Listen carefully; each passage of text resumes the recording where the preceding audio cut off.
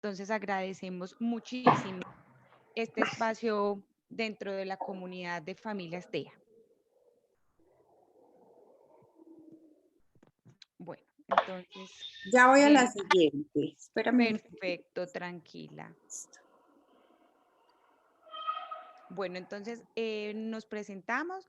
Mi nombre es Cristina Cataño, yo soy la directora de la red TEA Caldas, soy la orgullosa mamá de Isaac Rincón, él es un chiquito de 8 años ya, diagnosticado con autismo severo desde que tenía 12 meses.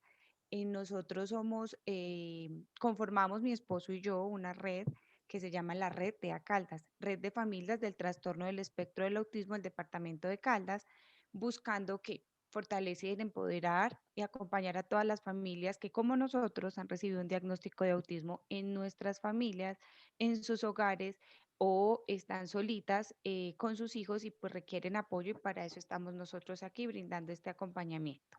Siguiente, por favor. Este es nuestro esquema, nuestro logo y nosotros tenemos alcance a casi todos los municipios del departamento de Caldas, tenemos familias de Pereira y de muchas otras ciudades del país porque este acompañamiento pues se requiere en todos los rincones y hay familias que les gusta estar con nosotros de manera virtual, entonces ya saben que si conocen alguna persona, alguna familia que tenga el diagnóstico, por favor lo pueden referir para nosotros poder atenderlo. Siguiente, por favor. Bueno, quiero hacer un pequeño repaso. Yo sé que muchos ya estuvieron en todas las otras dos charlas y que escucharon de mano de los expertos las definiciones técnicas, las etiologías y demás del autismo, pero me parece muy importante para los que lleguen nuevos que podamos tener una definición resumida.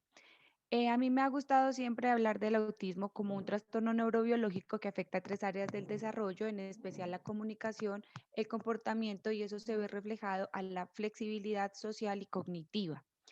Otras personas han determinado que me gusta mucho esta definición de López, un gran experto cubano-mexicano, que lo determina como una alteración sociocomunicativa del desarrollo. En ella se enfoca todas las áreas sociales y en especial la comunicativa, que es la que más afecta a nuestros niños. Y en otras literaturas lo van a encontrar como una alteración de las conductas tempranas del desarrollo. Ya más adelante les explicaré por qué. Solo a manera de cultura general, esta es la cinta que nos identifica. Fue creada en 1963 por Gerald Gatson, precisamente para determinar la variedad de nuestro espectro, la variedad de los diagnósticos, teniendo todos el mismo espectro, porque nuestros niños son únicos y diferentes, cada uno en su diagnóstico. Nunca encontramos dos diagnósticos iguales, aún teniendo el diagnóstico de espectro del autismo. Siguiente, por favor.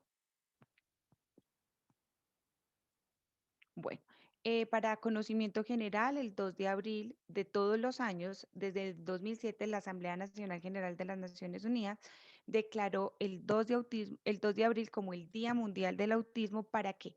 Para generar conciencia, sensibilización, porque el autismo es una condición de salud mundial que está generando muchísima prevalencia y que está teniendo más aumento en los últimos años, por tanto revierte mayor importancia. Así que esta fecha para todas las familias que tenemos hijos con autismo, personas con autismo, es una fecha muy importante donde alzamos la voz por todas las personas que tienen este diagnóstico. Siguiente.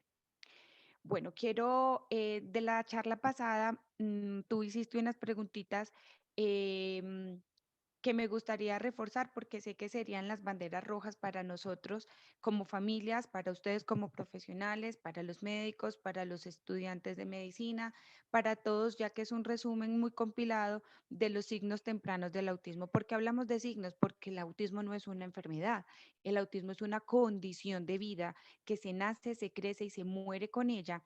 Por tanto, son signos ya que ustedes los pueden determinar y detectar a nivel de lo que nosotros en familia hablamos del ojo clínico. Son conductas, comportamientos, situaciones que se interpretan, se manifiestan a través del ojo del profesional que lo ve y de la familia que lo convive todos los días. Por eso es importante que conozcamos esto. Tu diagnóstico no es tu pronóstico. No todos los niños diagnosticados con autismo se quedan en esa condición y no avanzan. Muchos sí mejoran. Por eso es importante y hacemos un énfasis inmenso en que la detección temprana es la clave para poder tener un pronóstico amable y favorable que le permita una mejor calidad de vida a todos los niños que tienen este diagnóstico. Por favor, siguiente. Entonces, estos signos de alarma y de detección temprana se deben hacer en primera infancia para poder llegar a lo que ahora conocemos y está tan de moda como es la atención temprana, aprovechando lo de la neuroplasticidad cerebral, lo de la plasticidad en toda la parte neurológica de nuestros niños y toda la financiamiento de motricidad fina, gruesa, programas de desarrollo, todas estas cosas se deben desarrollar en edad temprana. Siguiente, por favor.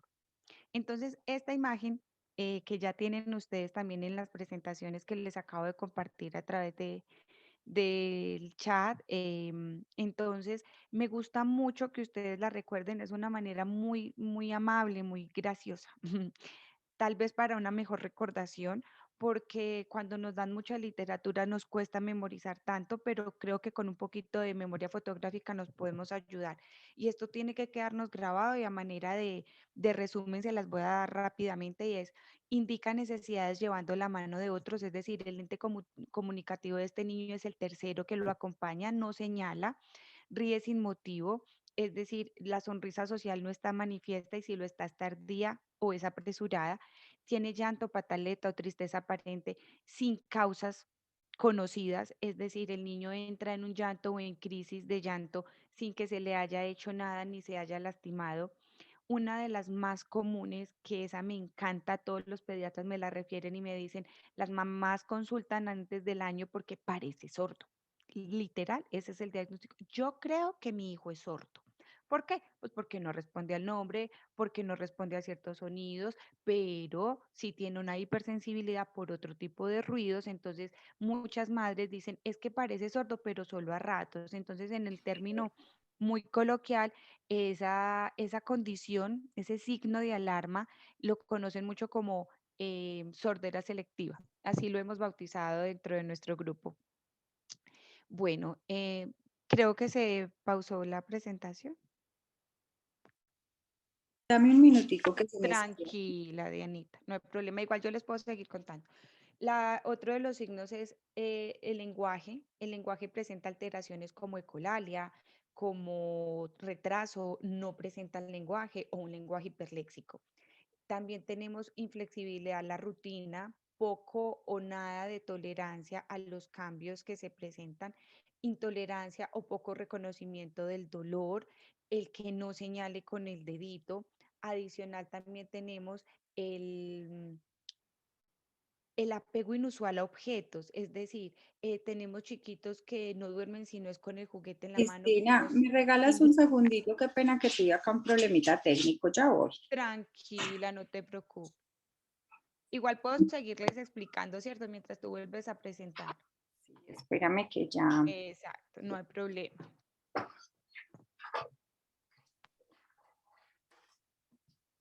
espérame, yo sigo acá y vuelvo acá. Tranquila.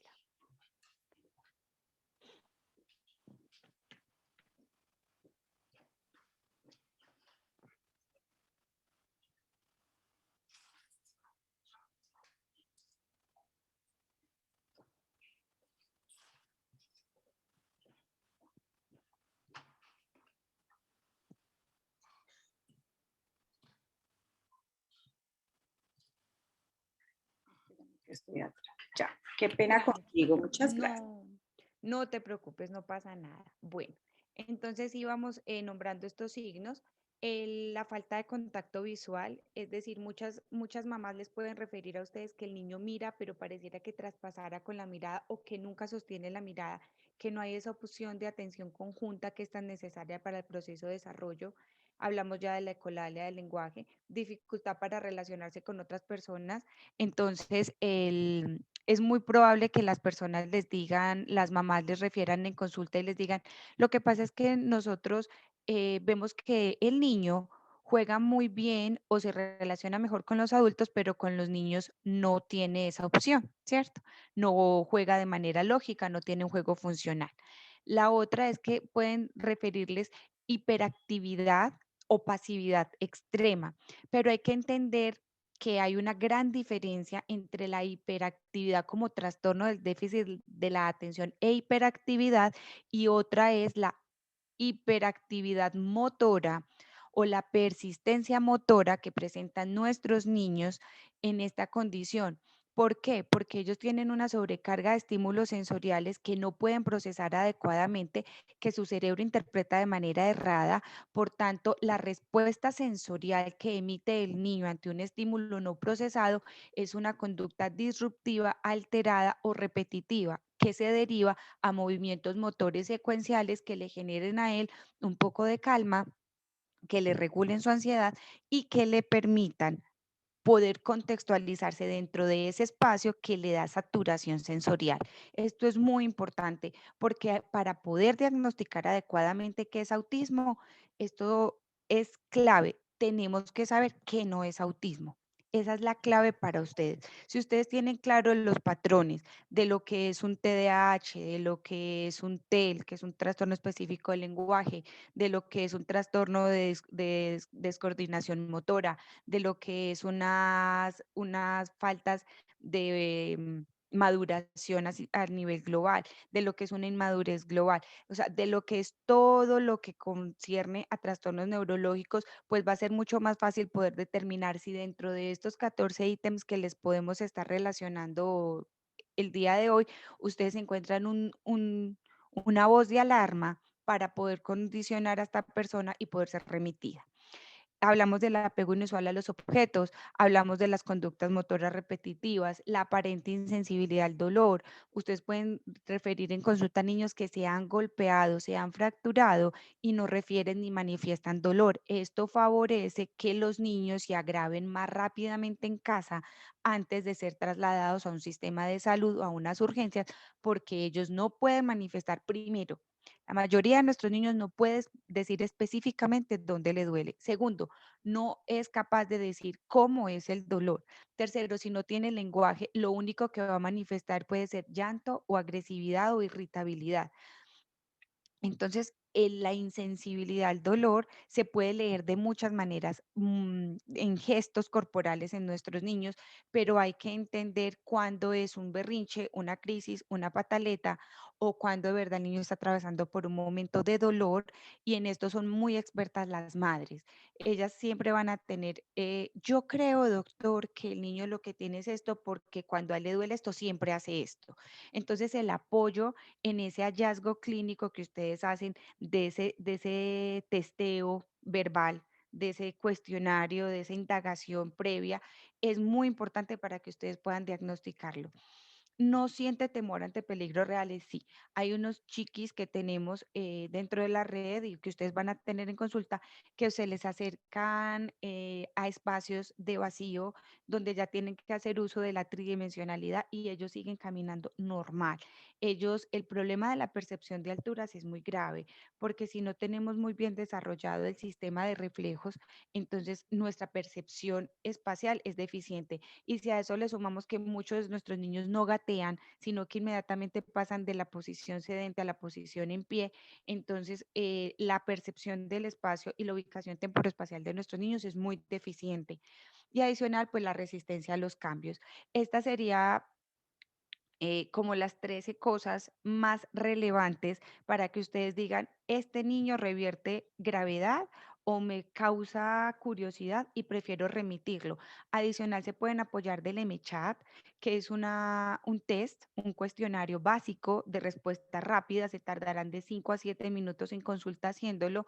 Ojalá que todos los profesionales de la salud que tienen que ver con el área de crecimiento y desarrollo tuvieran esta lista de chequeo, estos signos de alarma pegados en su mesa de trabajo y tuvieran el M-Chat al lado y llega un niño que dice la mamá no señala, no me mira, no puede aplaudir, todo se le cae en las manos, se golpea constantemente, se cae y digan, puede ser, pero recuerden que ese puede ser les puede dar a ustedes la opción de que lleguen a un diagnóstico que jamás se imaginaron. Es decir, no todos estos diagnósticos siempre derivan o estos signos derivan en autismo, pero sí es muy importante porque muchas veces llegamos a trastornos motores severos, a una hipotonía diagnosticada a tiempo que le mejore la calidad de vida, que no vaya a tener niño trastornos escolares y que si no es autismo, pues entonces se le hizo una atención temprana en fonoaudiología, en fisioterapia, en terapia ocupacional y estamos preparando a este niño o a esta niña para que tenga una vida normalmente adaptada y que sea capaz de desenvolverse en un ámbito escolar, aun si no llegamos a coincidir que es autismo, pero estamos haciendo un diagnóstico temprano que previsivamente mejora y le da más garantía al sistema de salud, pero también le da más calidad de vida a la familia. Siguiente, Dianita, por favor.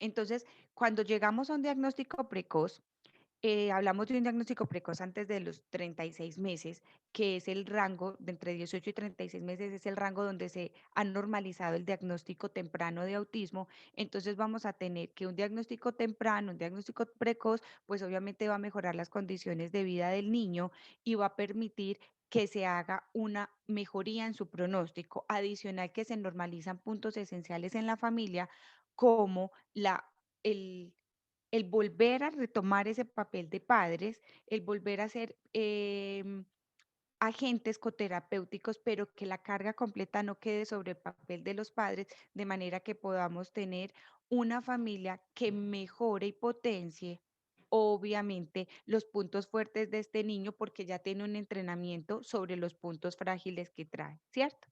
Entonces, esto es importante para nosotros porque entre ustedes más conozcan y más sepan de la ruta de atención y de lo que tenemos que hacer, ustedes son la primera fuente de información que tienen los padres. Ya hubiese querido yo haber podido llegar a los 12 meses y haber tenido toda esta información. Creo que no habríamos andado tanto y no nos habría costado tanto llegar a una atención integral porque realmente es difícil.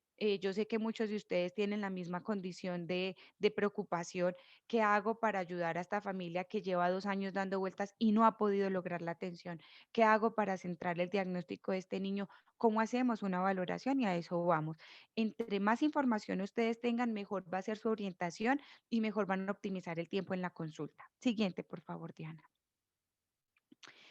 El llamado hoy entonces es aprenda a reconocer los signos, reaccione pronto, una detección temprana más una intervención temprana siempre va a ser un mejor pronóstico. Ese es el eslogan que nos vamos a quedar hoy. Siguiente, por favor. Entonces, hablando de lo que es el diagnóstico clínico, tenemos un concepto muy corto, por favor, Diana.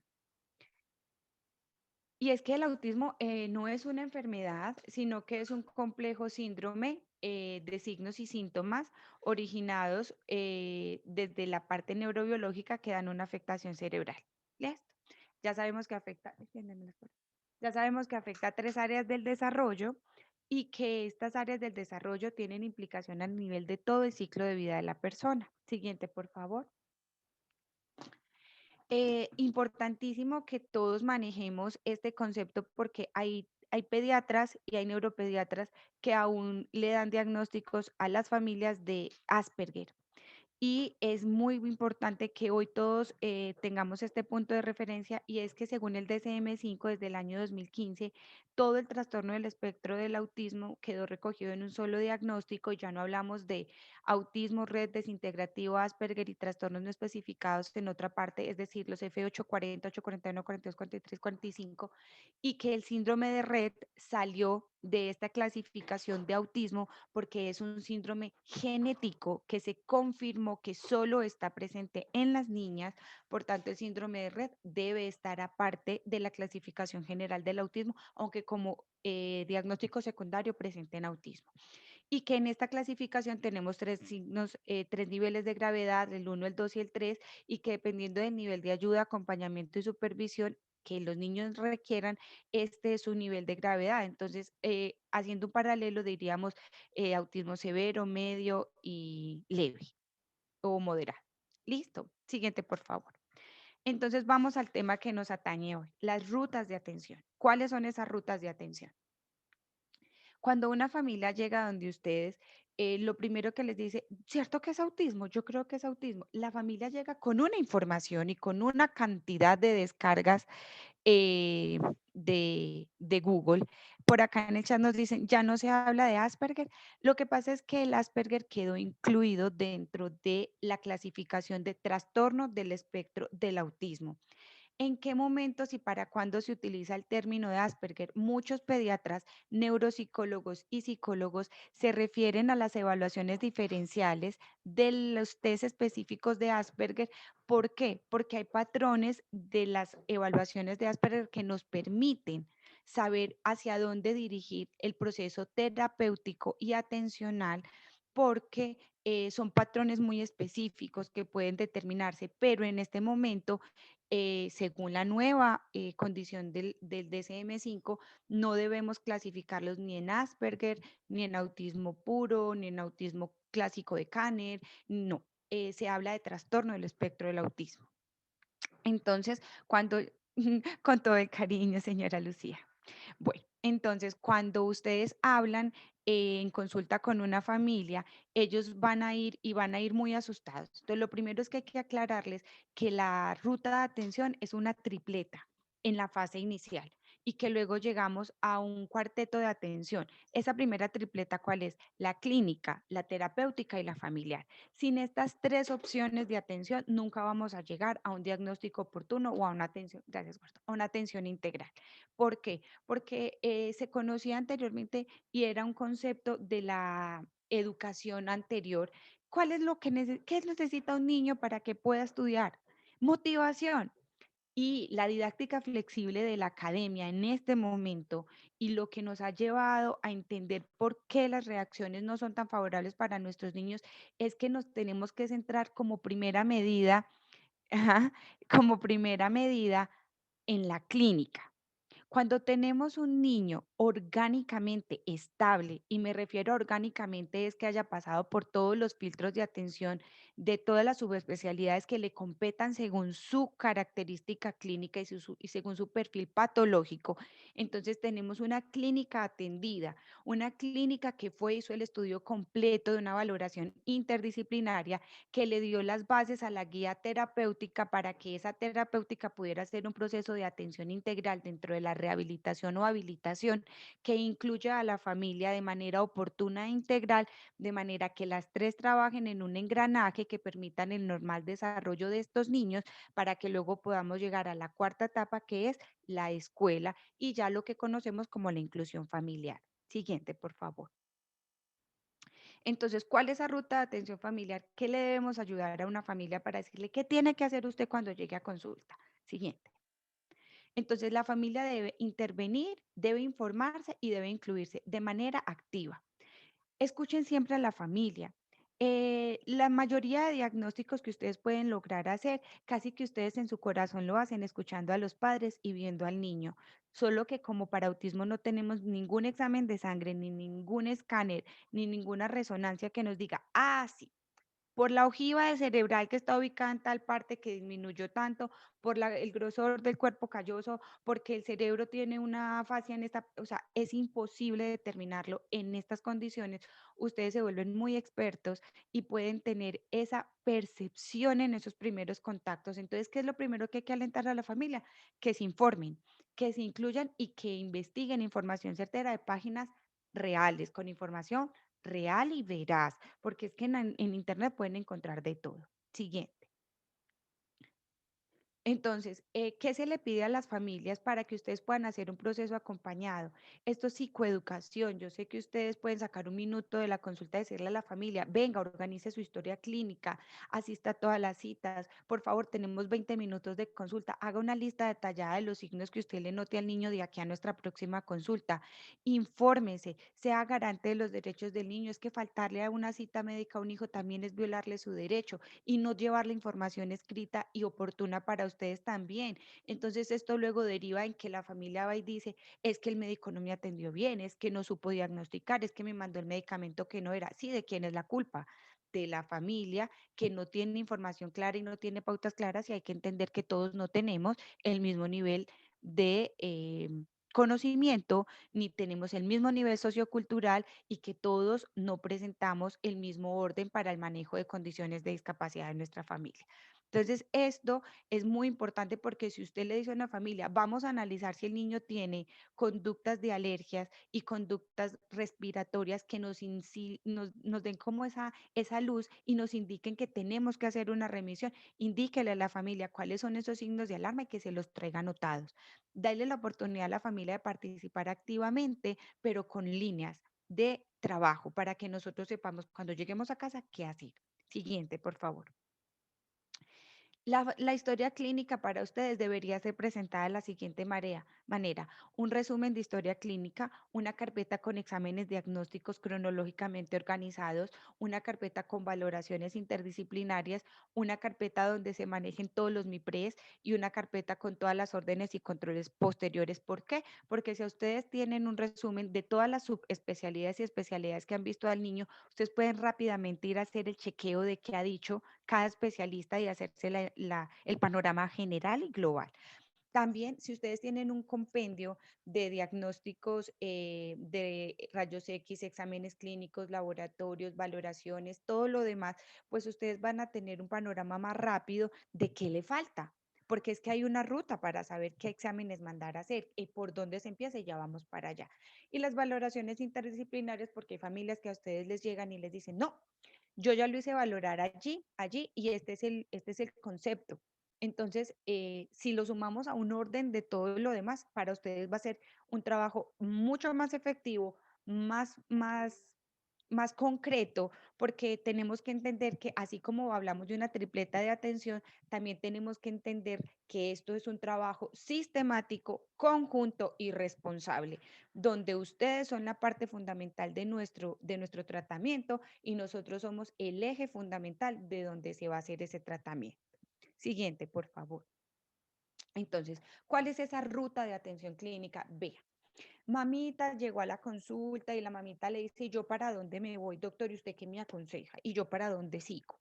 Y entonces después de esto, ¿quién me dice qué hay que hacer? Y ustedes se quedan como, a ver, pues la ruta es que yo la voy a remitir a dónde. Pues aquí les vamos a decir cómo se debería hacer.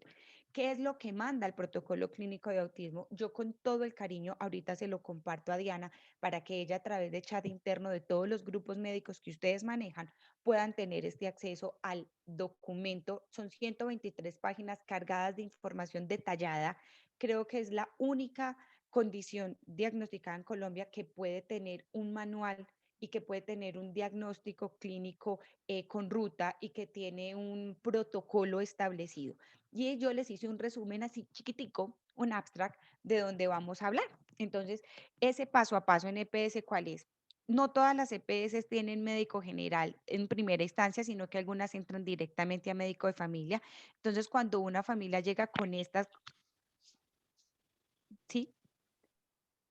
Cuando una familia llega a consulta y dice, es que el niño no habla, es que el niño no señala, es que el niño no me mira, es que el niño no se deja tocar de nadie, es que el niño no soporta la ropa, es que la etiqueta de la camisa le pica y llora todo el día, es que no le gusta ponerse los zapatos, es que el niño prefiere la ropa corta porque le estorba, es que tantas cosas de conductas, de alteraciones de desintegración sensorial y de comportamiento y de lenguaje. Entonces, el médico general, ¿qué debe hacer? Remitir a médico de familia. Cuando el médico de familia recibe a este niño, pues casi que en él deriva la mayoría de la responsabilidad porque está en él que pueda hacer una remisión oportuna a quién. Siguiente, por favor, Diana. Exacto. Entonces aquí vamos pues al grueso de nuestra presentación. Entonces debe remitir a dónde? A un médico pediatra. Según el protocolo clínico de autismo, el médico pediatra es y será por toda la vida el médico más importante en el trastorno del autismo. ¿Por qué? Porque el médico pediatra es el médico globalizador. Es decir, las familias tienen que entender que el médico pediatra es como nuestro centro clínico, es decir, nosotros rebotamos a muchas subespecialidades, pongan el médico pediatra en el centro con su hijo y ustedes en consulta. Ahora miren todas las subespecialidades que tienen alrededor como si fuese una mesa redonda. Todas el médico pediatra definirá a qué subespecialidades y a qué otras especialidades nos van a derivar, pero a dónde regresamos cada 3 meses a consulta, al médico pediatra globalizado. ¿Por qué? Porque a él se le presenta el compendio de respuestas según las citas clínicas que tuvimos, los exámenes, las valoraciones, la asistencias a terapias, y él es el que determina hacia dónde nos vuelve a dirigir según los nuevos hallazgos. En cierto momento, el médico pediatra les va a espaciar más las consultas, pero en una fase inicial, ustedes pueden verse con el médico pediatra cada mes, cada 2 meses, o cada 3 meses. Ya en una fase más avanzada, donde ya se está haciendo un manejo directo por neuropediatría, que es el área encargada y llamada como la psiquiatría pediátrica. Entonces, ¿qué va a pasar? El médico pediatra sigue siendo el globalizador, porque es que recuerden que adicional a que el niño tenga autismo, sigue siendo niño y a los niños los ven los pediatras y todas las patologías que se presenten. Es que mi niño tiene autismo, pero como él ya lo maneja el psiquiatra, entonces yo voy a ir porque le dio gripa. No, todo lo tenemos que manejar a través del médico pediatra y los diagnósticos y los tratamientos específicos según las patologías, las condiciones. No, amor, abajo. Según lo que ustedes ya encuentren, entonces ya pueden ir derivando a sus otras especialidades. Entonces, por este lado, vamos a valorar esta diapositiva, es como el resumen que ustedes deben tener. Entonces, vamos a empezar. ¿Qué son las valoraciones del médico pediatra? Lo primero que hace un médico pediatra es dar una remisión para una valoración interdisciplinaria donde se revise la escala de funcionalidad según la CIF.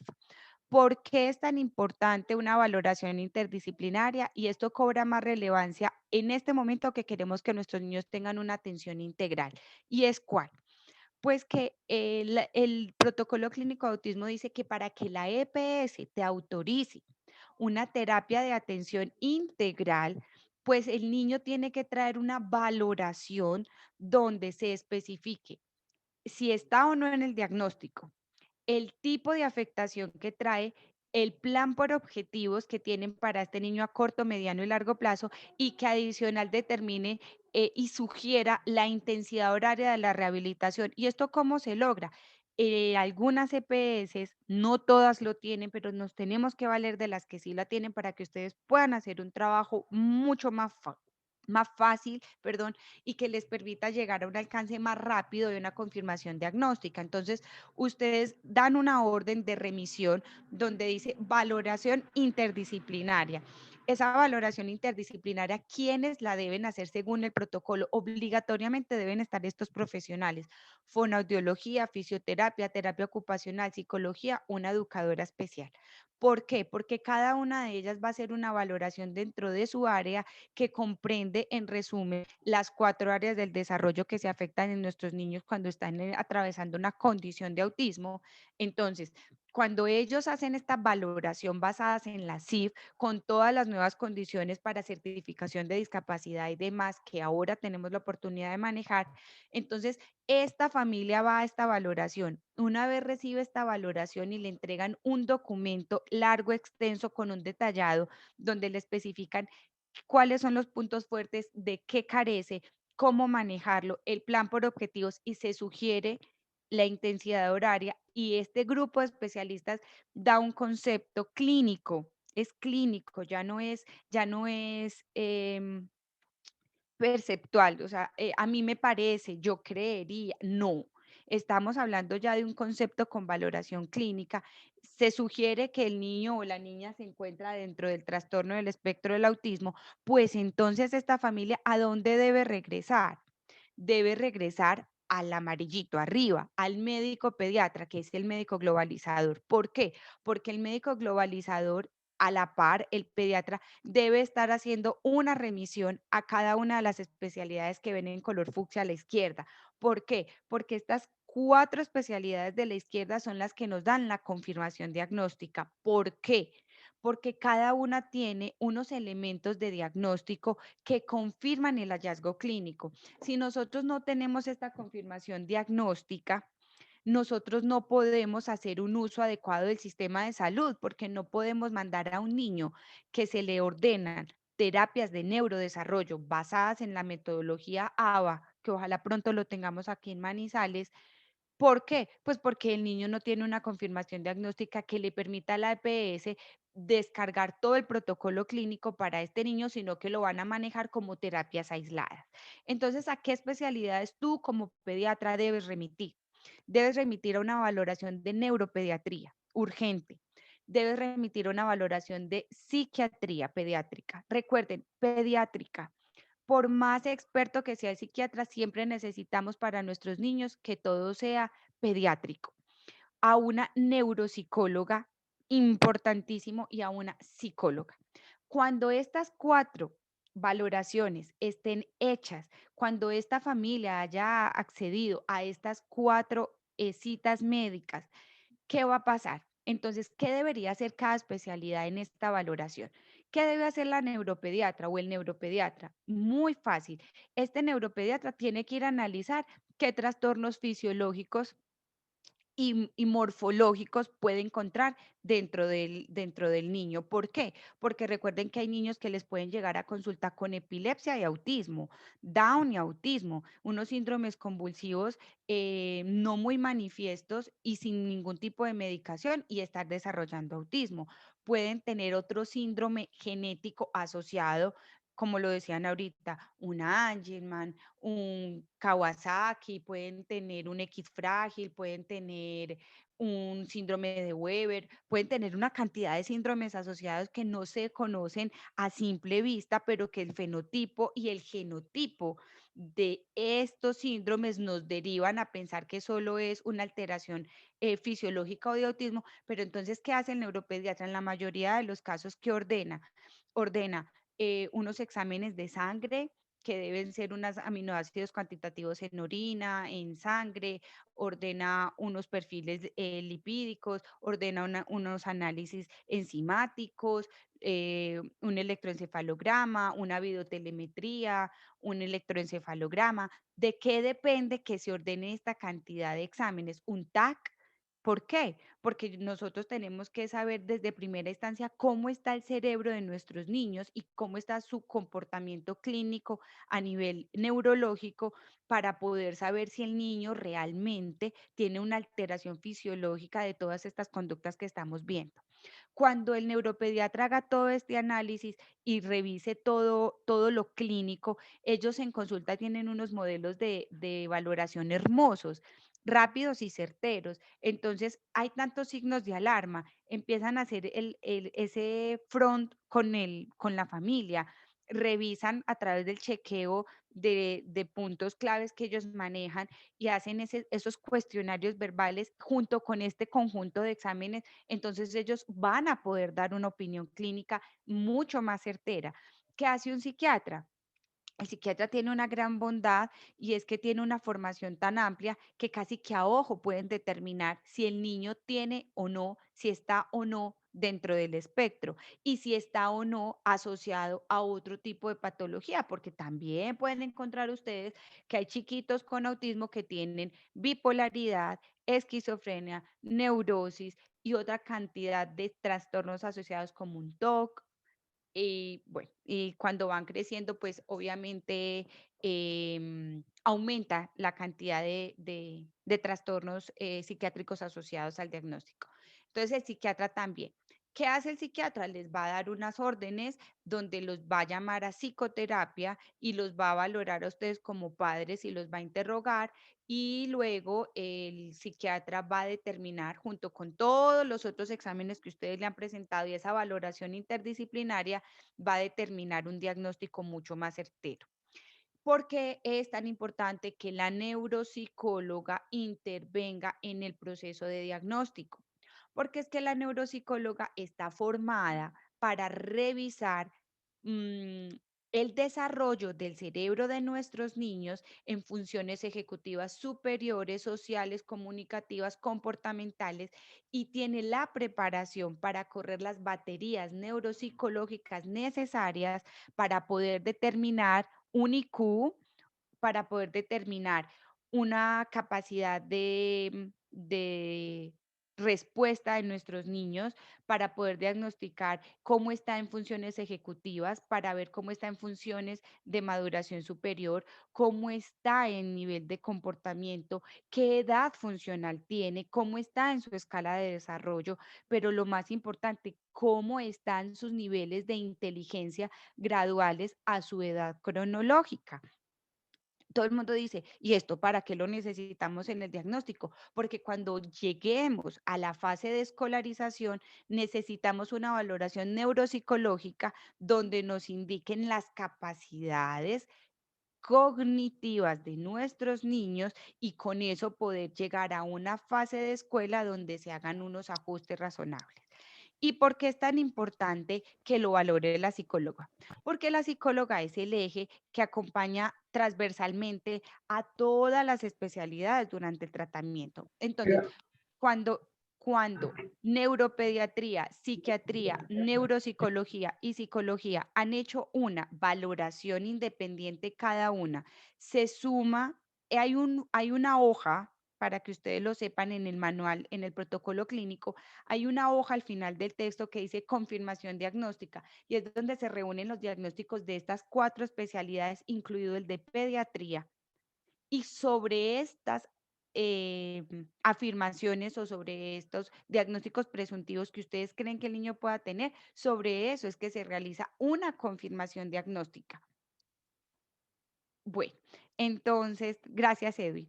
Entonces, ¿qué otros exámenes debe enviar la pediatra en el proceso de confirmación diagnóstica? Recuerdan que yo les contaba ahora que la mayoría de nuestros padres llegan a la consulta y les dicen a ustedes, yo creo que mi niño es sordo. Y realmente ellos sí tienen en la mayoría de los casos alteraciones auditivas graves que impiden el desarrollo normalizado del lenguaje. Por eso es tan importante que se formulen este tipo de exámenes que se les pueden hacer a niños desde cualquier edad y hay cualquier cantidad de métodos para lograr que sean efectivos, hasta utilizar la sedación, porque muchos de nuestros niños no resisten el contacto, pero no por eso dejemos de formularlos. Unos potenciales evocados, una audiometría, una impedanciometría. ¿Por qué es tan importante este examen? Porque tengo que saber físicamente y fisiológicamente si este oído está preparado para recibir la voz humana, si la entiende, si la procesa. ¿Cómo les parece que muchos de nuestros niños, y en especial el mío, no era capaz de desarrollar lenguaje porque las frecuencias audibles de la voz humana estaban muy perdidas? Por eso él podía reconocer otros sonidos altos y bajos, pero la frecuencia audible de la voz humana estaba deteriorada. Entonces, cuando ustedes ya tienen información tan valiosa como esta que les permite saber si estamos ante un caso de acusia o de hipoacusia, o si tenemos realmente un déficit en el funcionamiento físico del oído que nos derive un trastorno específico del lenguaje que si está asociado a trastornos comportamentales, bueno, pues entonces esto es una bandera, gracias Lucía, esto es una bandera para poder nosotros ir y empezar a trabajar la remisión a las especialidades para diagnóstico de autismo. Siguiente, por favor, Diana. Bueno, entonces, cuando ustedes tienen esta confirmación diagnóstica, cuando ustedes ya han pasado por todas estas cuatro especialidades, cuando volvieron donde el pediatra y ustedes dicen, bueno, ya llegó esta familia con todo y ustedes revisan, entonces, ¿qué pasa? Sí, ya tenemos una valoración, ya el médico, en la neuropediatra, con la valoración interdisciplinaria, determinó que el niño debe pasar a un proceso de atención de rehabilitación integral. ¿Cuál es esa habilitación integral? Pues que el niño tiene derecho por ley, por norma, por el protocolo clínico de autismo y por MinSalud a que el niño reciba cuatro terapias de manera integrada. ¿Qué es una terapia integral? Es decir, que reciba las cuatro terapias en el mismo centro de manera conjunta, articulada. Es decir, que al niño lo revise y lo atienda en el mismo centro de atención integral una fono, una fisio, una teo y una psico, de manera articulada. Ay, ¿y cada cuánto yo como pediatra debo remitir a un niño a valoración interdisciplinaria? El protocolo clínico lo dice, cada año por ley.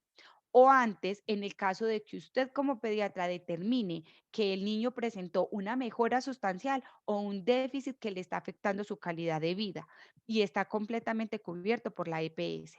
Entonces, cuando usted tiene esa confirmación diagnóstica, ya el niño empezó el proceso de habilitación, pero usted a la par como pediatra, entonces tiene que ir haciendo otro barrido clínico. ¿Por qué?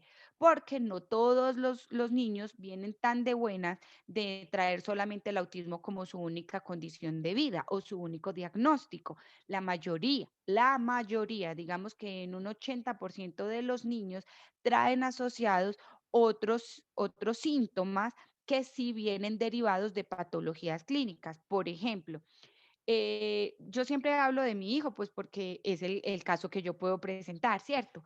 Pero mi hijo tiene 25 diagnósticos asociados a su autismo con un diagnóstico pendiente de definir de genética. ¿Por qué? Pues porque sencillamente ustedes pueden encontrarse cuando hagan todo este screening con diagnósticos genéticos no concluyentes, como nosotros, por ejemplo, que nuestro patrón de ADN, tanto el de mi esposo como el mío, en la región del cromosoma 12, en la misma subregión, presenta una deleción del mismo cromosoma y nadie nos ha podido explicar por qué. ¿Eso qué pasa? No lo sabemos, pero son cosas que se van a seguir estudiando y que pueden ser referente para ustedes porque no se van a encontrar siempre con casos no concluyentes. Ustedes pueden remitir a subespecialidades como genética que les van a dar una confirmación diagnóstica si es un RED, si es un X frágil, si es un Down, si estamos frente a un Angelman, si estamos frente a un Kawasaki, si estamos frente a cualquiera, y la lista es interminable. Entonces, ¿por qué es tan importante? Porque cuando nosotros orgánicamente tenemos atendido un niño clínicamente estable, pues el niño va a estar en condiciones de recibir una terapia clínica que le favorezca su mejoría, porque no podemos pretender que un niño que tiene una alergia severa a la proteína de la leche de la vaca y adicional tiene una alergia respiratoria al polen y el niño todo el tiempo está completamente constipado, con urticarias, con fístulas, con una cantidad de cosas en su cuerpo que le generan dolor y malestar. ¿Qué es lo que se va a ver alterado? Pues sus signos comportamentales. Entonces se desdibuja el diagnóstico clínico de lo que es el autismo por una condición de gravedad clínica o patológica. Entonces muchos de nuestros niños, muchos manejan alergias alimentarias severas, colitis, gastroenteritis, dispepsias gastrointestinales, irritabilidad, vómitos constantes, diarreas crónicas, que ustedes pueden analizar esto en la consulta porque es lo que la mamá les va a manifestar. No, es que al niño todo le da diarrea, él todo lo que come lo vomita, todo le duele el estómago, mantiene con agrieras, usted lo ve con esa sensación de arcada y esa sensación, el aliento pesado. Entonces, cuando ustedes todo eso se lo van refiriendo en la consulta, ustedes de inmediato tienen que ir a hacer ese barrido clínico. Entonces, remitamos a un alergólogo. ¿Por qué? Porque el alergólogo va a determinar su nivel de sensibilidad a través de PRIC, a través de pruebas físicas, a través de exámenes de sangre y esos screening alergenos que ellos hacen, pues le dan a la familia la capacidad de cuidar la salud de su hijo, retirando esos alergenos de su dieta y de su vida, mejorando las condiciones del ambiente. También, si ustedes encuentran que la familia les dice, "Ay, no, es que ustedes no se imaginan, mi hijo ha sufrido tantas otitis en los primeros 2 años, esta es una condición muy, muy común y se pasa por alto. Y un niño no desarrolla lenguaje si sufre otitis crónica porque esa inflamación genera una acumulación interna de materia y de otros sedimentos que hacen que se obstruya esa membrana timpánica y él no escuche. Lo digo por experiencia. Mi hijo tuvo que ser operado 3 veces para implantación de tubitos ventilatorios después de 14 otitis repetitivas que obviamente le afectaron físicamente su oído y que le impedían desarrollar lenguaje. Entonces, si transversalizamos estos conceptos de lo que pasa desapercibido, pero que tiene una relación directa con el autismo, ustedes van a poder ver el panorama de manera global. Entonces, otitis repetitivas, trastornos específicos del lenguaje que luego se van a ver manifestados en qué? En un trastorno generalizado del desarrollo que a los 5 años el niño presenta una inmadurez global. ¿Y a dónde llegamos? A esperar hasta los 7 que se le haga todo el proceso para llegar a un diagnóstico de autismo. Bueno, ¿Qué pasa con muchos de nuestros niños? También tienen trastornos y afectaciones neumológicas. Presentan esas alergias respiratorias que muchas veces le desencadenan asma mixta. Entonces, un niño con asma que tiene problemas respiratorios, pues su nivel de oxigenación cerebral también se dificulta, por tanto, sus respuestas cognitivas son más lentas y motoras y su calidad de vida disminuye. ¿Por qué también tenemos que hacer una remisión a endocrinología? Porque ustedes pueden encontrarse con niños que les llegan con trastornos metabólicos, enzimáticos, con unas resistencias insulínicas a muy temprana edad, que van a tener una cantidad de afectaciones a nivel endocrino específicas, como niños que a los 2 años presentan vello púbico, como niños que tienen crecimiento acelerado, caderas protuberantes, que empiezan a desarrollar mamas muy temprano. O sea, toda esta valoración que ustedes hacen a nivel general y sobre todo la endocrinología le permite a la familia tener un mayor control de los signos clínicos. Puede que no todos necesiten ni siquiera remisión, sino a pediatría, neuropsico y, y neuropsicología. Pero muchos de nuestros niños los vamos a ver caminando en estas especialidades durante muchos largos años hasta que logremos la estabilidad clínica. ¿Por qué ustedes el protocolo lo dice? ¿Por qué deben remitir a ortopedia? Vital, porque es que ustedes tienen que entrar a valorar cuál es el nivel de madurez motora, como lo hablaba Luisa. Entonces, si nosotros tenemos ortopedia y fisiatría, si nosotros tenemos unos chiquitos que la mamá dice que refiere o una rigidez constante o una hipotonía demasiado marcada, la mamá le dice es que el todo se le cae, es que el niño no aguanta, es que uno lo toca y es demasiado blandito. La hipotonía o la hiperlaxitud o la rigidez también afectan el proceso de desarrollo de nuestros niños y si la parte motora no se desarrolla a tiempo, pues la parte del lenguaje llega retrasada o nunca llega, por tanto sus funciones sociales se ven disminuidas. Y ahí es donde entra a hacerse una valoración por fisiatría y por fisioterapia exhaustiva para poder determinar el nivel de apoyo motor que este niño requiere, para que sus apraxias y sus dispraxias y todo lo demás puedan tener un correcto manejo y este chiquito de esta manera pueda ir ordenándose, como enfilándose en que cada uno de esos aspectos que tenía desordenados van a ir llegando a una línea media de trabajo que está siempre guiada por quién, por el pediatra. Bueno, ¿por qué tenemos que remitir a nutrición? Ustedes pueden encontrar que en la consulta les diga, ¿cómo le parece, doctor? Que mi niña come jabón, papel, cemento, se come la tierra, se come todo lo que haya, no importa si es comestible o no, la niña se lo come. Si la niña tiene un trastorno de pica, como puede ser este, pues entonces urgente, necesitamos no solo la valoración nutricional, sino que necesitamos la atención psicológica para poder ayudar a manejarlo. Y adicional, ¿por qué? Porque si nuestros niños tienen selectividad alimentaria, que es lo que ustedes van a escuchar comúnmente en la consulta, esta selectividad alimentaria hace que el niño presente una disminución de sus factores de nutrición. Entonces ustedes van y revisan esos exámenes y salen esos exámenes de sangre y encuentran esas albúminas y una cantidad de hierro por debajo de los valores, la de 25. ¿Y todo eso qué hace? Pues que se altere el correcto funcionamiento de nuestros niños, que ya de entrada vienen con deficiencias. Eso es vital, una valoración completa con un perfil enzimático y metabólico para poder nosotros saber qué tiene el niño.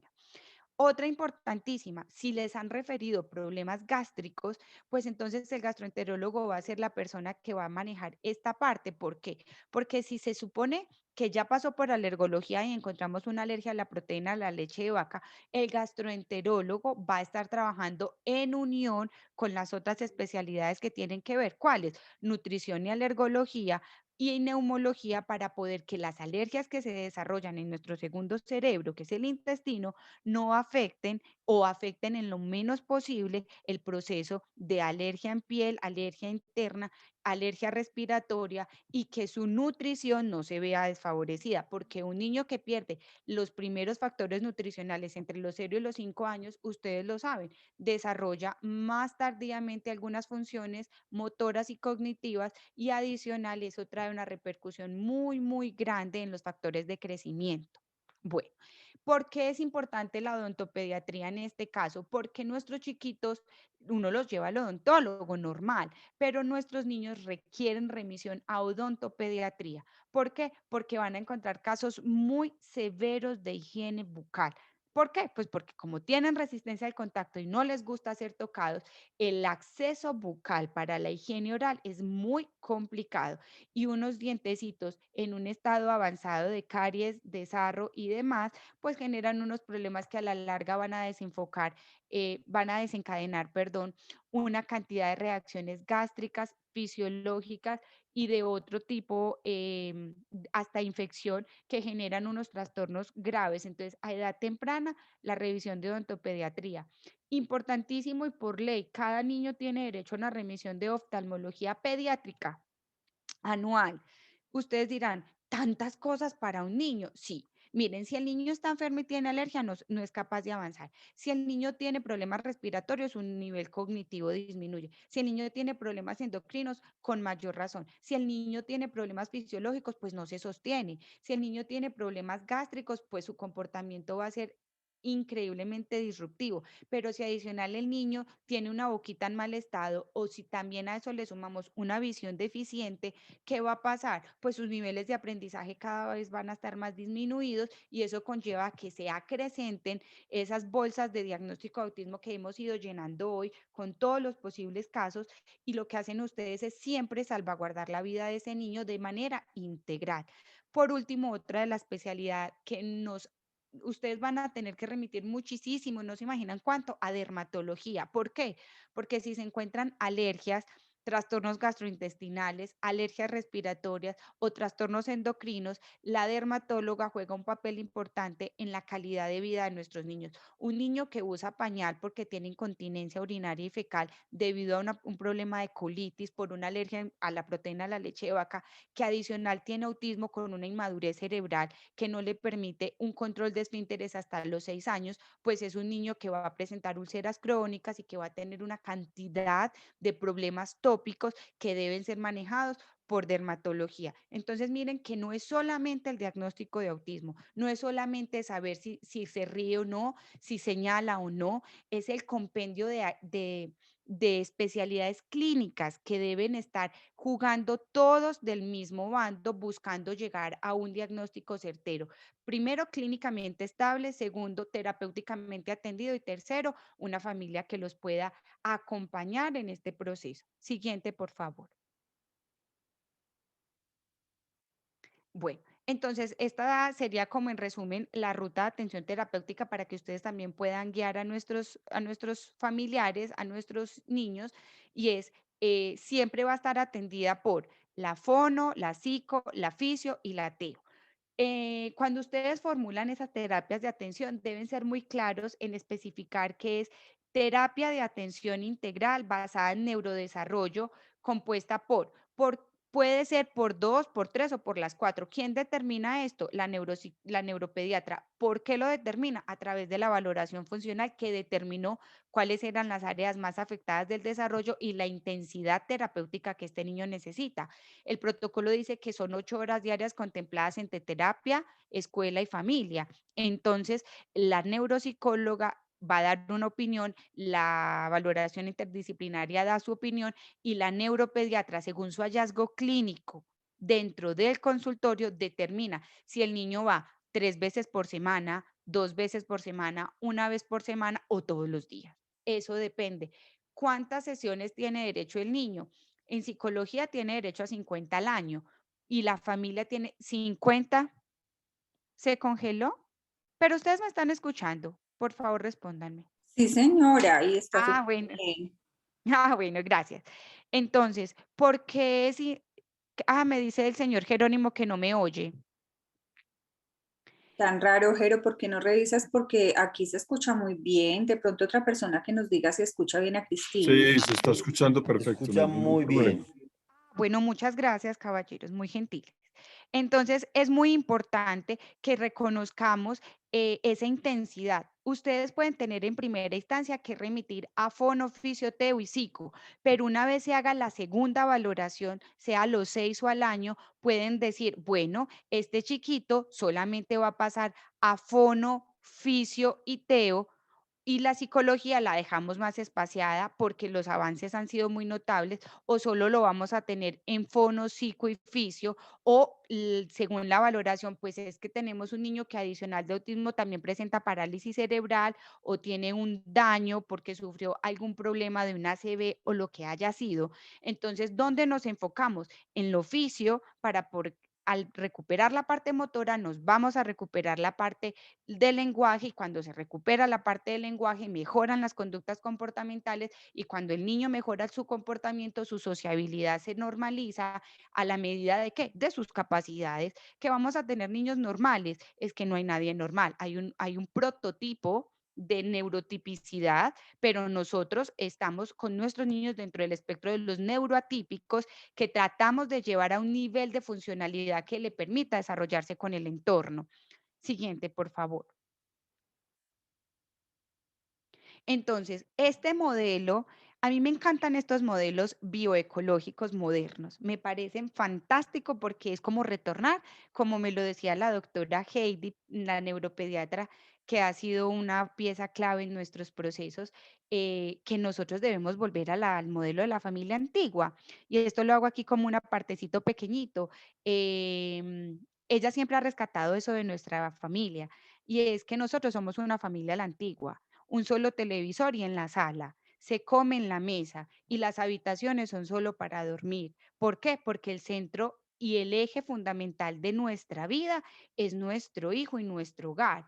Y la familia no se desarrolla en la habitación de los papás solamente. La familia tiene que tener unos espacios sociales de manera que dentro del propio hogar le demos al niño las herramientas para lograr este modelo de atención bioecológico, donde tenemos padres presentes y activos en un modelo bioecológico o ecológico que incluye la escuela, la clínica, la familia, la sociedad, para poder llegar a un modelo de verdadera inclusión en nuestra sociedad. Siguiente, por favor. Bueno, esto a manera ya pues de resumen, la ruta de atención legal a la que tenemos derecho nosotros es que seamos exonerados de la cuota de manejo y copagos. Ustedes van a encontrar muchas barreras de atención porque la familia no tiene con qué pagar el copago de la atención integral, de esa terapia. ¿Cómo se llama esa atención integral? Muchas EPS las van a manejar como clínica atencional, atención integral para el autismo, le tienen tantos nombres diferentes en cada EPS, pero muchas familias dicen, no, yo no puedo pagar los 40.000 de copago de esa clínica atencional. Entonces, ustedes guíenlos para que a través de la EPS tramiten, y la familia que no lo sepa, que me busquen con mucho gusto y les hacemos toda la asesoría. Exoneración de cuota de manejo y copago, siempre y cuando se cumplan todas las condiciones, ¿cierto? Que sean asociadas y que adicional cumplan, que ya tengan diagnóstico clínico. Es decir, para un autismo se exonera de inmediato todas las especialidades que tienen que ver como psicología, neuropsicología, psiquiatría, neuropediatría y las terapias de atención. ¿Qué no queda exonerado en un caso de estos? La consulta pediatra normal porque fue por gripa, fue por una fractura, la consulta gastroenterología, porque aún no hemos logrado que se incluyan todas estas subespecialidades dentro del proceso de exoneración, pero ahí vamos. También tiene derecho a marcación de doble subsidio por la Caja de Compensación Familiar. Tiene derecho a ser registrado y localizado en el registro de localización y caracterización por cada EPS. Tiene derecho, cuando se dé de nuevo exoneración de pico y placa. Y adicional, tiene derecho a que ustedes con esta información le den ya la orden a nuestros niños y a sus familias, se remite para valoración de certificación de discapacidad para que ellos puedan presentarla en su debida Secretaría de Salud de cada municipio o departamento y empezar el proceso de certificación. Siguiente, por favor. Bueno, entonces, qué pena, ahí me pasé 3 minuticos. Yo sé que el tiempo de ustedes es oro, pero quedo pues muy atenta. Espero haber podido resolver sus dudas, haber aclarado un poco el panorama. Si no, con mucho gusto me pueden escribir, me pueden contactar y yo estaré súper presta a resolverles sus dudas. Si hay dudas, bien puedan, estoy presta a responderlas. Tengo todo el tiempo, los escucho. Cristina, no, primero que todo, mil gracias porque siempre aprendemos mucho y y creo que pues siempre es muy valioso estos espacios que compartimos contigo. Yo quisiera darle paso pues a los asistentes si tienen alguna pregunta para que aprovechemos también la presencia de Cristina acá. Eh, Aquí que te están agradeciendo todos, pero no sé si en especial los pediatras que trabajan en el área ambulatoria también tienen alguna inquietud. El doctor Carlos Villegas, pues él no trabaja en el área ambulatoria, pero siempre está muy atento y nos complementa mucho las actividades. O Margarita, que también la veo acá, Jorge Ríos.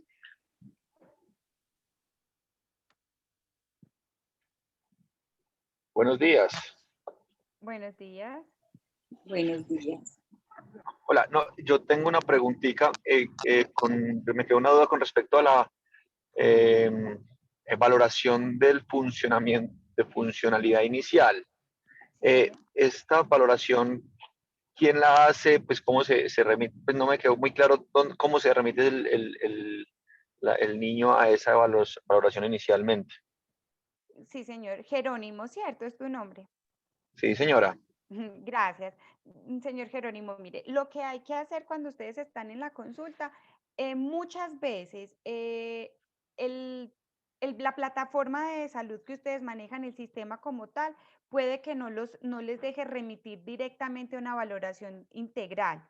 Pero ustedes lo que pueden hacer es remitir a las 4 especialidades por independiente, ¿cierto? Remitir a fono, a fisio, a teo y a psico como valoración en el mismo centro.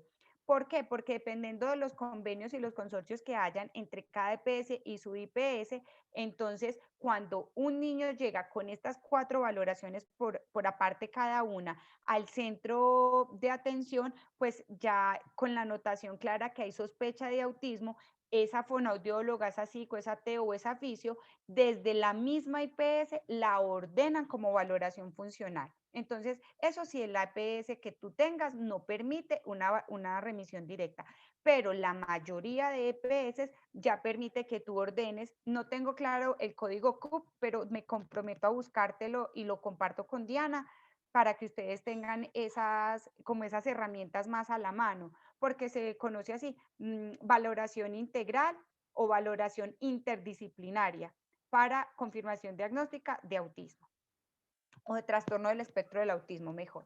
Ok, Esta es, ok, muchas gracias. Sí, esta es porque la yo lo valoración. percibo como una barrera. Ok, ¿Aló? Sí. Jero, que esta valoración fue la que le hizo la pregunta hace 8 días a la doctora Carolina Margarita y ella muy amablemente nos compartió por el chat el costo que tenía esa valoración en CD, porque allá la hacen integral, como la explica muy bien eh, Cristina, porque eso sí es una barrera, Cristina. Se Total. atomizan las valoraciones y toca con donde tenga contrato la EPS. exacto, Exactamente. Y ese muchas es el problema. veces ese es el problema. El problema es que, ¿cuál era otro examen a tener en cuenta en la valoración? Ya le respondemos a Lucía. Entonces, mira, ¿qué pasa? Cuando la EPS no tiene esa opción, cuando la EPS no ha hecho el contrato adecuado para darle una garantía en derecho de salud a nuestros niños, el niño empieza y les toca a ustedes darle orden de fonoaudiología por un lado, para terapia, orden de psico, entonces el niño va a Confa, a fono, va a San Isidro, a psicología, y el niño parece un yoyo por toda la ciudad y ningún especialista se comunica con ningún otro. Entonces la atención integral se ve disminuida. Esa es la mayor barrera que enfrentamos las familias con autismo y que ustedes como médicos, me imagino también la frustración que sienten de no poder tener una herramienta que permita, vea, mándelos allí solamente y que allí les van a hacer todo, porque estamos siempre sujetos a la contratación de PS. Es verdad. Yo también, perdóneme, quisiera Dime. como pues adicionar alguna cosita. Es que lo que mencionaba al principio respecto a la atención del pediatra, yo pues siempre que soy un convencido y creo que el pediatra debe ser el que lidere muy bien esa atención como tú lo mencionas ahí, pero tanto en la parte de la atención general del autismo como de las otras patologías, tampoco se puede atomizar el paciente, también como tú lo mencionas, con todas las, que tiene que ir al otorrino porque tiene mocos, que tiene que ir al porque tiene, no, pues digamos que gran parte de las cosas que se mencionan como comorbilidades asociadas puede manejarlas el pediatra inicialmente y en Exactamente. ciertas circunstancias se debe remitir, porque también el paciente, digo yo, y digo eso pues como con todo respeto, que entra en un carrusel de subespecialidades en el que lo tienen que ver 7 subespecialidades al mes, y pues se vuelve imposible desde el punto de vista de tiempo para la familia, de costos, de desplazamiento, así no les cobren sus copagos, el costo de desplazamientos, el costo del tiempo que tienen que invertir. Entonces, yo creo que sí, el pediatra debe ser el del papel protagónico en todo esto y el que debe coordinar muy bien toda la atención del niño. Exacto, Jerónimo, en eso estoy completamente de acuerdo, por eso la importancia de que se maneje como el médico globalizador y a criterio y a juicio médico de cada pediatra, él determinará en qué momento es prudente remitir según la gravedad clínica que reviertan los síntomas de cada paciente, porque pueden encontrarse niños que no requieren estas subespecialidades como niños que sí requieren, lastimosamente, como tú lo dices, que es un término muy agradable, el carrusel de las subespecialidades, porque sus patologías clínicas son tan graves que requieren unos manejos muy seguidos y muy cíclicos. Y de nuevo recalcar la importancia de que una vez vayamos a todas estas especialidades, subespecialidades, retornamos donde el pediatra porque él es el encargado del manejo pediátrico del niño. Muy válida tu aclaración, Jerónimo. Gracias. Cristina, yo quisiera pues antes como de cerrar, porque creo que fue muy explícito y estuvo muy completo, mil gracias. Algunas reflexiones que me surgen de esta, o de este compartir, ¿cierto? De este encuentro, que no tienen mucho que ver con el tema como tal en lo relacionado al conocimiento y a los científicos, ¿cierto? Sino que aprovechar que están acá los residentes y los estudiantes. Es muy importante que cada vez más entendamos que las relaciones que construimos con los profesionales que nos colaboran y nos aportan son horizontales y colaborativas. Eso es muy importante porque los otros profesionales tienen desde su área disciplinar un conocimiento maravilloso, importante que han tenido y que nos aportan a nosotros. De igual manera, el médico también le aporta a los otros profesionales. Por la dinámica misma, pues el médico es gestor de algunos sistemas, pero eso no implica que es el que tiene que saber todo, ¿cierto?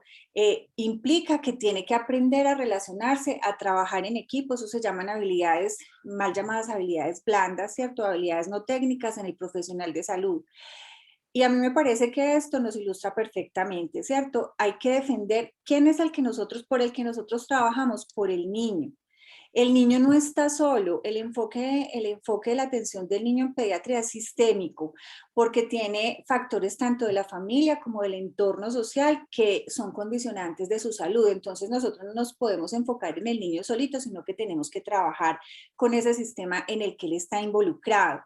Y eso hace que cada vez más aprendamos a trabajar con las familias. Y lo primero que tú empezabas a plantear es que lo primero que tiene que hacer la familia es informarse, enterarse, que le creamos a la mamá, porque la mamá es la que conoce el niño, que nos quitemos esa cosa aquí que es que la mamá es muy cansona, porque de pronto el médico general está inmerso en un mundo de atención del adulto, pero si la mamá está llevándole lo que más quiere en la vida, por lo que uno vive y respira es por los hijos. Entonces yo se lo llevo a usted para que me ayude. Y yo siento que él está mal, pero no logro comunicarlo porque usted no me copia, ¿cómo no me va a volver cansona? Tengo que defender eso. Entonces, esa dinámica se acaba cuando el médico rompe con ese preconcepto y obviamente la mamá tiene que estar preocupada, la mamá tiene que estar ansiosa, el papá también, ¿cierto? A lo mejor el que no sabe manifestar y comunicar, que es otra habilidad no técnica que tenemos que trabajar mucho, somos nosotros. Entonces, este relacionamiento y este llamado que tenemos que trabajar de manera interdisciplinaria es muy importante. Como lo decía Jerónimo, ahorita a veces uno siente, y todas las remisiones que tengo que hacer, no me van a alcanzar los 20 minutos. Me citan un paciente porque también nos tenemos que poner en este zapato, ¿cierto? En los zapatos de nosotros. Tengo que ver un paciente cada 20 minutos, trabajo 6 horas con la EPS, son 24 pacientes que tengo que atender, me va a llegar con el MIPRES, tengo que ya hacer MIPRES y 50 remisiones, ¿cierto? no le voy a alcanzar ni a hablar, no vamos a alcanzar ni a saludarnos ni a entender bien qué es lo que está pasando porque los 20 minutos no me alcanzan. Entonces muchos de nosotros lo que hacemos es que fraccionamos la consulta. A veces no nos comunicamos de la mejor manera, pero siempre así como yo tengo que hacer mi trabajo para entender al otro, el otro también me debe entender a mí, ¿cierto? A veces no me comunico de la mejor manera, pues dígamelo y hábleme, ¿cierto? Hágame entender, estoy muy estresado porque ya es la 1 y tengo que salir corriendo para el otro trabajo y usted fue el último paciente. Pues somos humanos, ¿cierto? El paciente, la familia y quien lo atiende, todos somos humanos. Es simplemente que dialoguemos y nos apoyemos. Porque no podemos perder el norte que estamos ayudándole al niño, ¿cierto? Lo que dice Cristina es muy importante. Si el diagnóstico es temprano, y por eso le preguntaba lo del pronóstico a Luisa hace 8 días, porque nos tenemos que llevar en la cabeza que, mire, póngale cuidado. Si la mamá dice, es que me parece que el niño es raro, póngale cuidado. Si se lo lleva a crecimiento y desarrollo, usted no sabe qué tiene, usted no tiene que saber. Va y estudia y al otro día sabe. Se lo manda a ver si otro sabe, se lo manda al pediatra, se lo manda al médico de la familia, pero escuchemos la mamá, porque la mamá es la que está 24/7 con ese niño y es la que mejor lo conoce. Esto es un espectro y yo debo confesar que a mí me ha causado dificultad. Yo algunas veces he hablado con Cristina y le he dicho, pero es que el niño se relaciona, ¿cierto? Con un sobrino, pero es que él mira a los ojos, porque uno cree que todos, ninguno mira a los ojos, ¿cierto? Pero es que no parece sordo, pero es que parece sordo con unos, pero habla con el Pero con otro, otros ¿cierto? no. Exacto. Pero yo lo veo que en la casa cuando estamos todos juntos, no, yo no tiene problemas de socialización. La socialización es cuando llega un extraño, ¿cierto? O cuando llega un familiar con el que no comparte. Entonces son tantos detalles tan difíciles que uno tiene que buscar ayuda. Y para cerrar ya esta intervención, de pronto tenemos que ir desmitificando ese escenario en que el médico tiene que saber de todo, ¿cierto? Es que es el que más sabe, no. El que más sabe es el papá y la mamá que se están enterando y que se están informando. Déjese ayudar.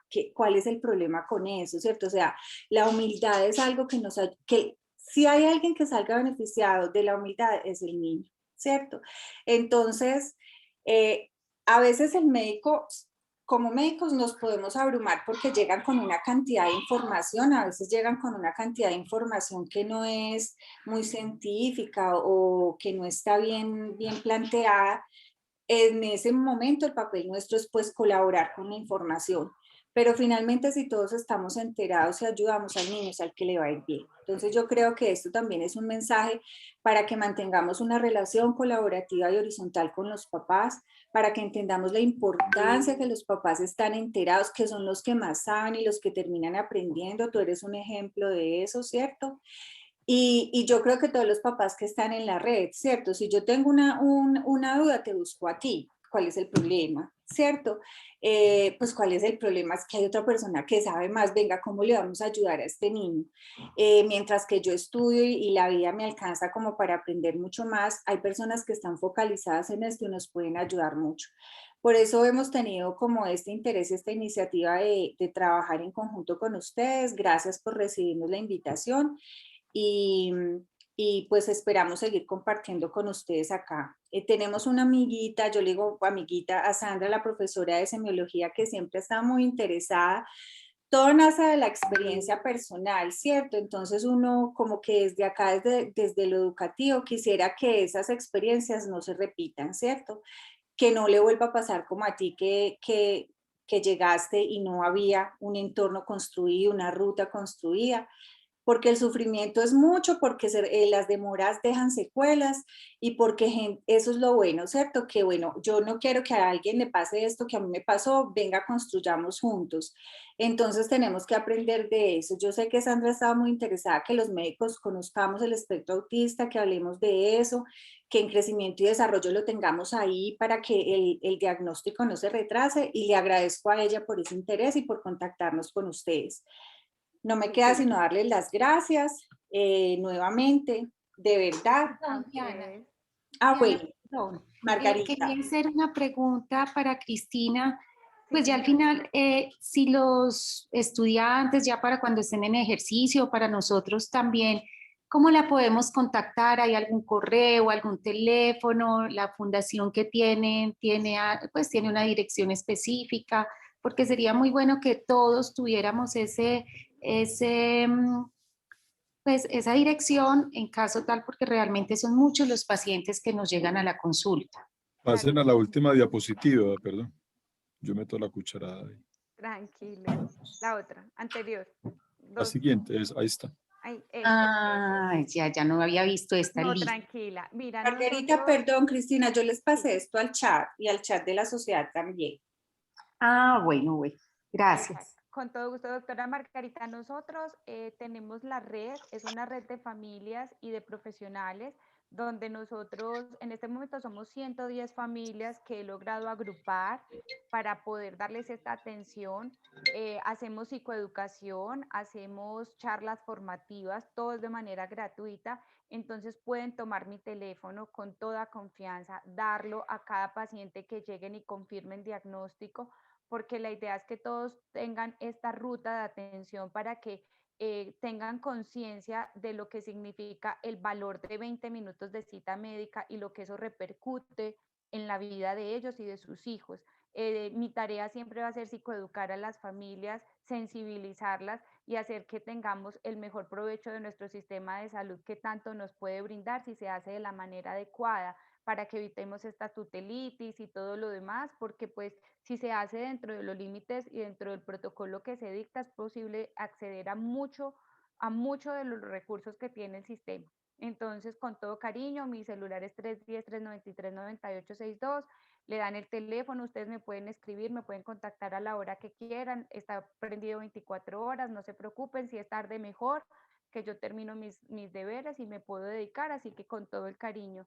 A Diana, a todo el equipo, a todo el proceso pues de formación de este mes dentro de esta academia. A Sandra Corrales, obviamente mi gratitud por permitirme llegar a estos espacios, a Diana por la confianza siempre, y como reflexión, yo solo soy una mamá de un niño con autismo que creyó que podíamos mejorar, que tuvo fe en el sistema de salud, pero sobre todo tuvo más fe en su hijo, creó una red para ayudar y sobre todo aprendió de ustedes. Ustedes fueron los que nos enseñaron, ustedes como médicos me dieron el saber, conté con humildad de parte de muchos de ustedes, con muy poca de parte de otros, pero de los que quisieron abrirme el corazón y me enseñaron, gracias a ese saber de ustedes, ahora yo lo puedo transmitir a otras familias desde mi propia vivencia, y yo quiero que se haga la diferencia, que Caldas tenga una mejor calidad en la atención y que hagamos lo mejor por nuestros niños, porque sí se puede. Entre todos y con mucho amor, sí podemos. Bueno, Cristina, mil gracias, un cierre muy maravilloso, nos vamos muy llenos como de amor y de ganas de trabajar. Los estaremos los invitando nuevamente por acá si ustedes tan amablemente aceptan. Con bueno, todo el amor. Un feliz día para todos, un abrazo muy grande. Muchas gracias. Muchas gracias, feliz día. Gracias, hasta luego.